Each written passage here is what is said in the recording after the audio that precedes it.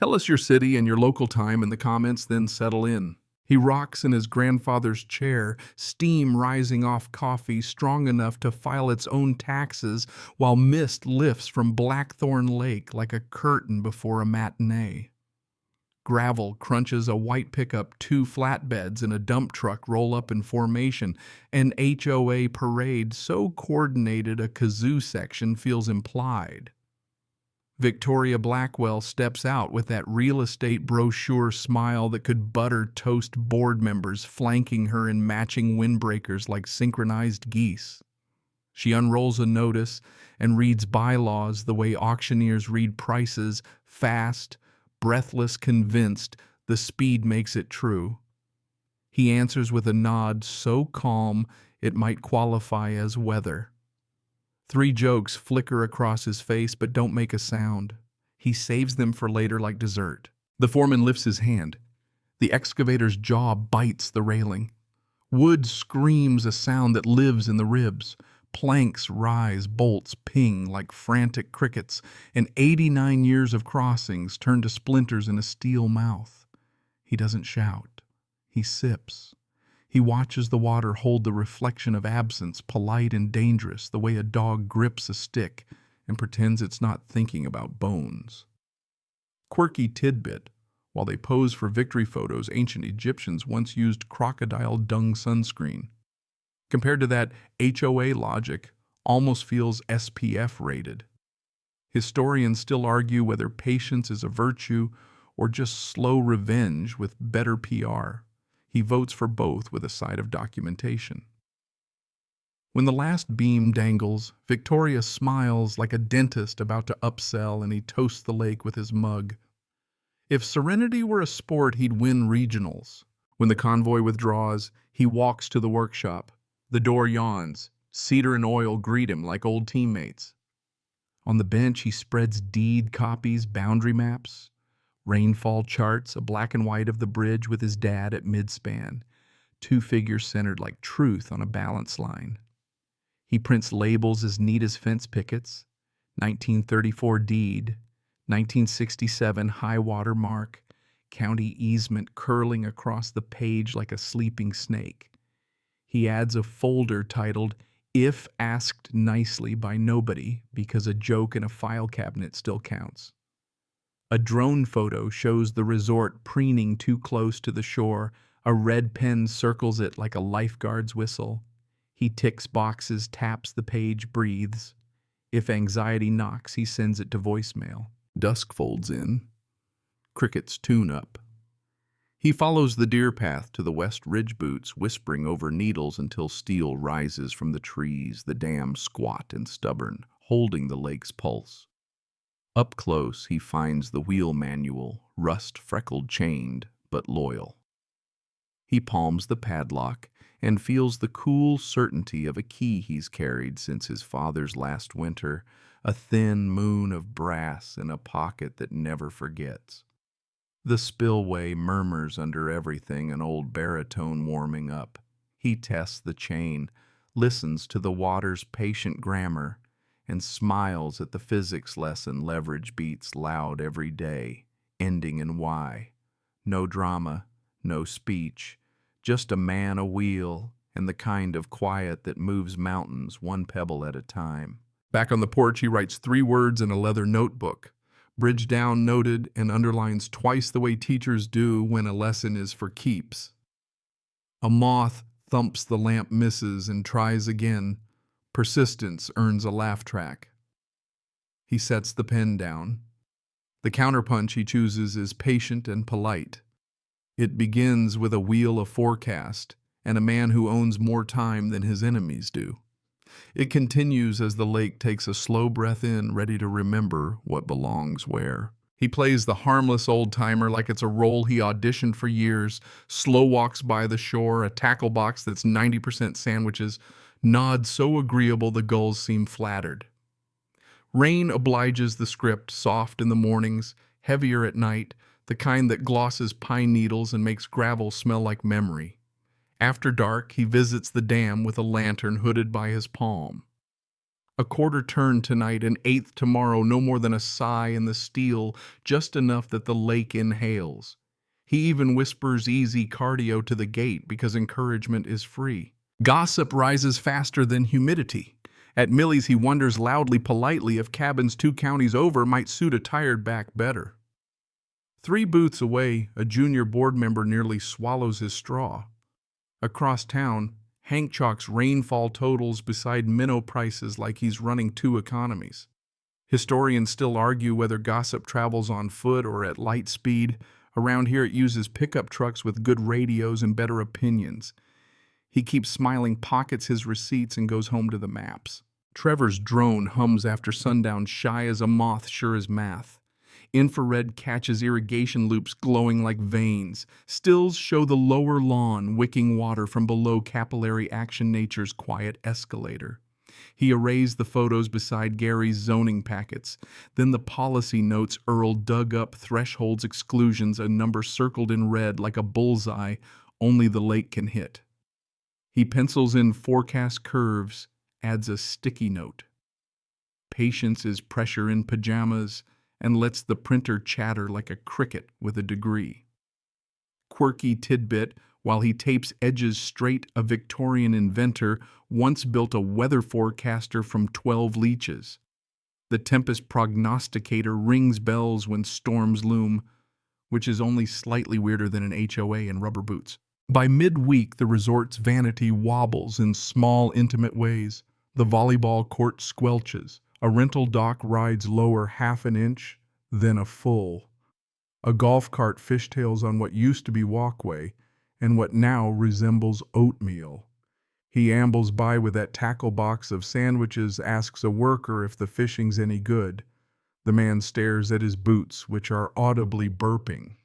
He offers them a straw, suggests armbands for the azaleas, and for the callback crowd notes that crocodile dung sunscreen is SPF EU. Night again, and he retunes the wheel, never flashy, always plausible. The spillway answers with a whisper that feels like agreement. Lightning flickers behind cloud banks like distant paparazzi. Frogs throw a block party in the cattails. Mosquitoes attempt to invoice him for HOA dues. He checks Earl's steak at dawn. The red line sits temptingly close like a scoreboard waiting for one more quiet point. He pockets his hand, strolls back as if he'd only counted loons. The emails start, unprecedented rainfall. The HOA declares adorable in a county with scrapbooks of worse. He files the printout behind a tab marked "If asked nicely by nobody," straightens the edges and goes on humming. The old-timer act holds. The water keeps its promise. And across the way, vanity peers into a mirror and finds ripples where it expected glass. The retaining wall goes first, one crack like a rifle in a canyon, then a hungry roar as the lake pushes through the gap it's been whispering about all week. Floodlights jitter, men run, pumps, scream, and the volleyball court becomes a respectable pond with excellent reviews. He watches from the ridge, calm as a librarian on a slow Tuesday, counting the seconds between shouts, the way fishermen count heartbeats between bites. A VIP cabin lists like a tipsy uncle at a wedding hesitates, then slides off its stilts with a sigh only wood can make. Historians still argue whether a moment of truth is seen, heard, or felt in the ribs. He votes for all 3, plus mud on your bootlaces. Quirky tidbit to file alongside crocodile dung sunscreen. Researchers once played running water sounds on speakers, and beavers piled sticks on the speakers to dam the noise. Nature apparently is allergic to leaks. The HOA emails arrive mid-panic. Unprecedented rainfall, bolded, italicized, and fragranced with wishful thinking. He smiles at the euphemism the way a math teacher smiles at approximately correct. An insurance SUV noses and stops short. 2 adjusters hop out and begin the great ballet of clipboards, photos, and frowns. He can almost read the margins from here: exclusions, caps, acts of God, and that bright red circle Earl warned about. The threshold the lake now kisses like a seal on a postcard. Inside the office, Victoria gestures as if semaphore could reverse hydraulics. He can't hear the words, but he recognizes the choreography of someone trying to find a thunderhead. By dawn, the boardwalks vanish into tea-colored water. Golf carts blink under the surface like polite submarines, and the resort's signature fire pit becomes a saucer of melancholy. He doesn't touch the wheel anymore. No need to gild the lily, or in this case, the lily pads. He lets the pumps perform their opera, and the sandbags pose for next year's calendar. The chorus can't outsing physics. 3 light jokes keep him company. He wonders if the HOA will ticket the lake for improper edging, if the azaleas require snorkels per subsection C, and whether the guest Wi-Fi password has been updated to H2ONO. Then the Domino's evacuation refunds, pending review resignations for Health, a bank that suddenly remembers what calculators do, and a county committee that votes unanimously without jazz hands to restore the shoreline to what his grandfather would recognize when the loons return. Historians still argue whether justice arrives by statute weather or stubborn grandsons. He notes the ledger balances either way. He walks the dam at Sunset Palm, sliding over cold stone padlock key, warm against his thigh like a pocket-sized oath.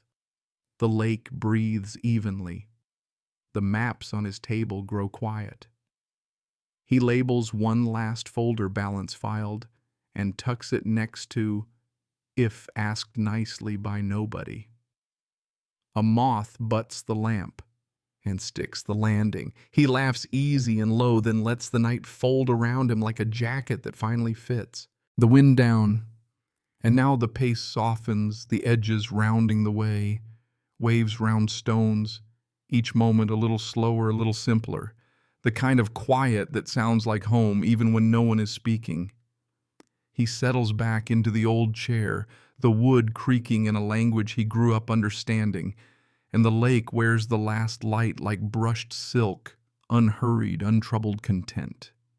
The air carries pine and clean mud, nothing sharp, nothing hurried, only that steady, wet earth note that feels like a hand on the shoulder saying, you did what you could, you kept what you were given, you let go exactly enough.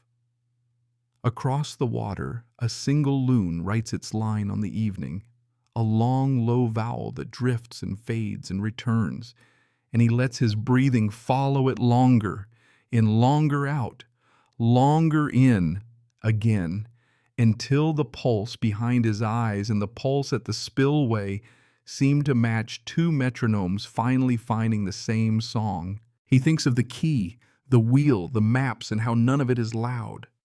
Now nothing demanding attention, just the ordinary grace of things that fit in the places designed for them.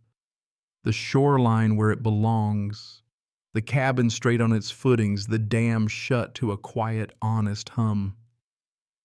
He remembers the jokes, the moths, the sandwiches disguised as fishing tackle, and it all feels friendly, faintly ridiculous, human in a way that forgives more than it keeps score.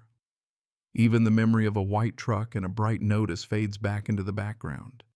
Another page turned, not torn. The chair rocks forward, back, and with each smooth arc he lets one more corner of the day loosen, lets thoughts stretch until they become simple pictures. Wet grass sparkling at first light, a ripple running to shore and stopping just so, the note of a bird across wide, patient water. He sits with that with the ease that follows, and if a smile lifts at the edge of his mouth, no one needs to say why. The night folds, the lake breathes, and the stories the water knows are all the bedtime anyone requires.